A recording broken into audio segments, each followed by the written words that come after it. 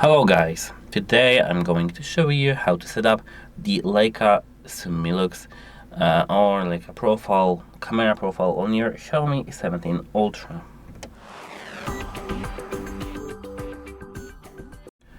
So, the first thing that you need to remember is that you need to open the camera settings.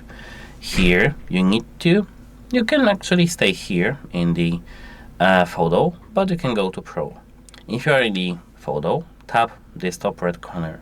As you can see, we have Style Leica Authentic, Leica Vivid, and we can switch, actually toggle between them using just a simple tap.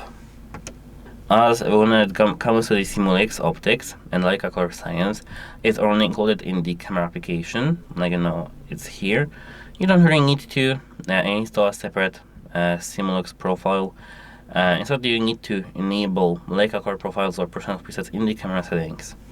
Personally, you can use the filters in this phone, and when we go to Pro, we can see filters right here. If you tap it, you can see filters: original, positive, negative, vivid, of course Leica, vivid natural, vivid BW, BWHC, sepia, and blue. And here we have not Leica profiles here.